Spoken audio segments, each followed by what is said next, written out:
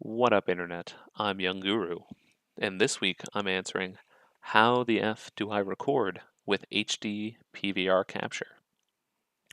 HDPVR Capture is a tool that can be used with the Hauppauge HDPVR system for Mac OS X. So let's begin. So first off, you got your input screen. You choose your video inputs. You have composite cables, component, and find the HDMI. Same with audio, you have an optical in, SPDIF, analog, and HDMI. An important thing you want to see when you start this up, I'm turning on my Xbox now. This should change to tell you what the input signal looks like.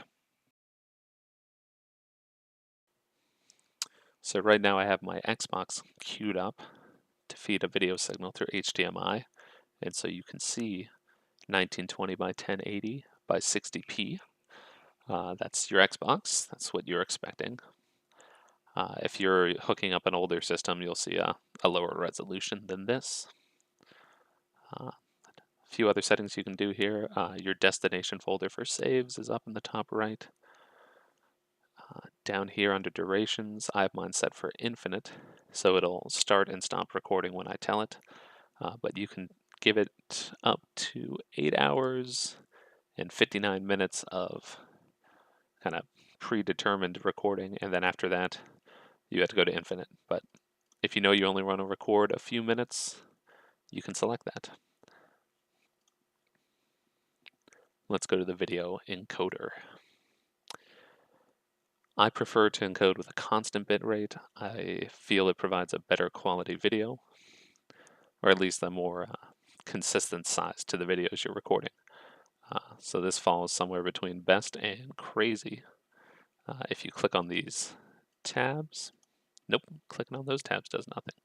But you can change your settings by clicking on these, and I'll highlight the relevant one. You can see on good it's variable, better it's also variable.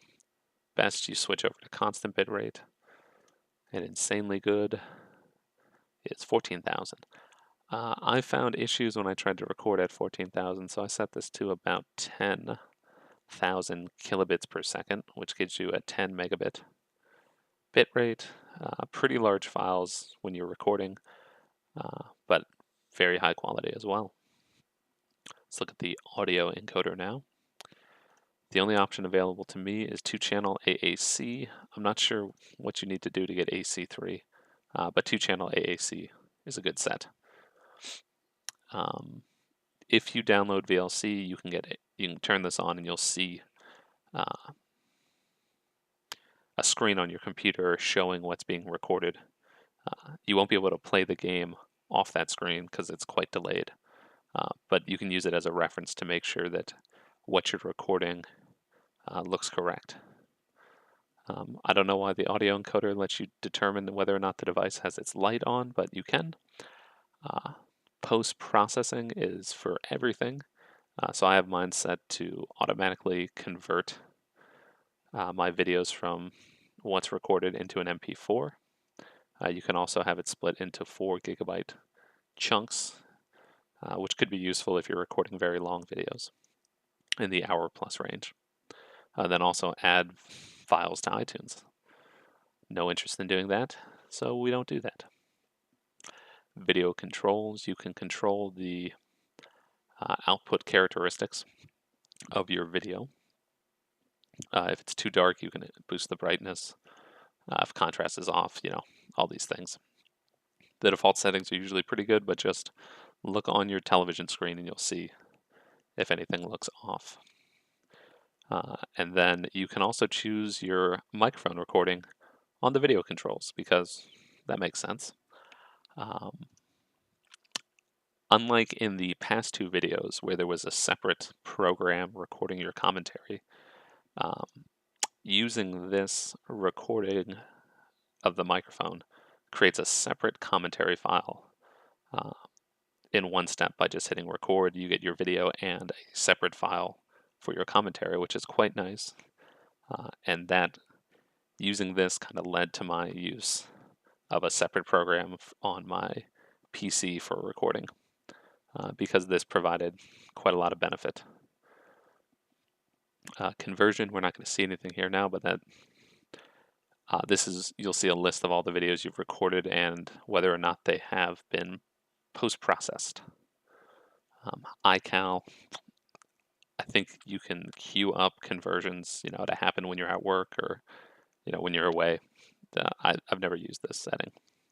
And then network, finally, store videos in a destination folder is what I use, and it saves it to your computer.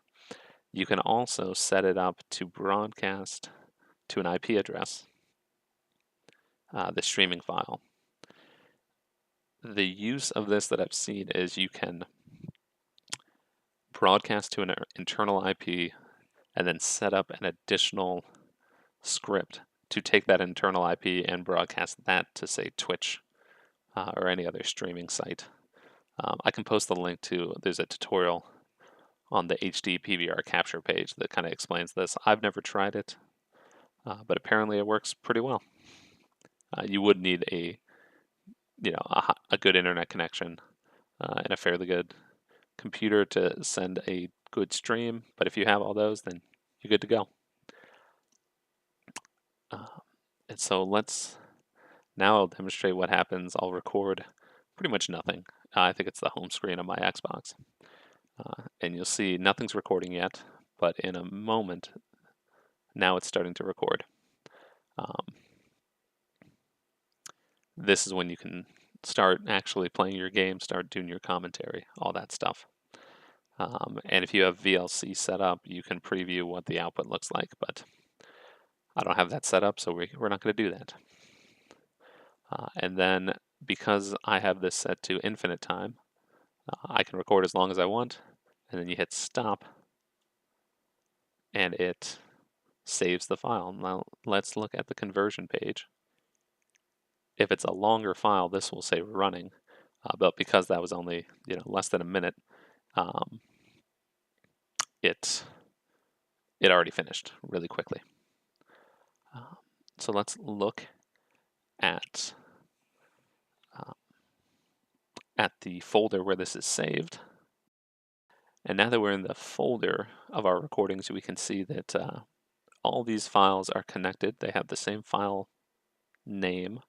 It's the date 2014, 04 for April, 03 for the day, underscore 12 o'clock, 24 minutes, 30 seconds. So that's your date and time.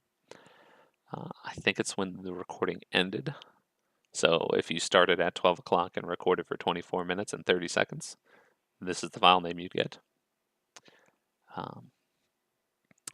Additionally, so we have our M2TS file.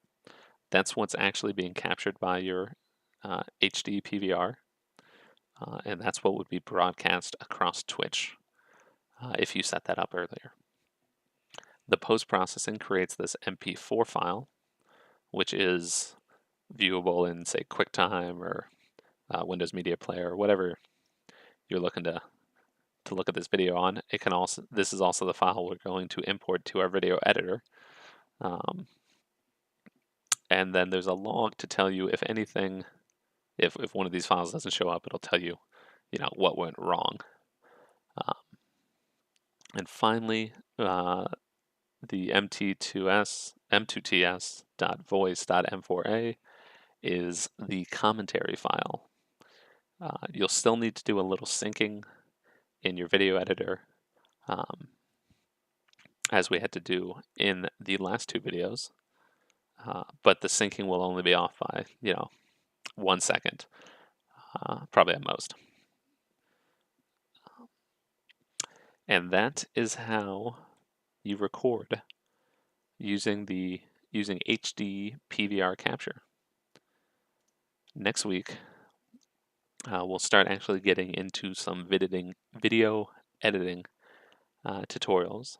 But these last 3 weeks have shown you how to create the files that we're going to use going in the future. I'm Young Guru. Thank you for joining me, and I will see you next time.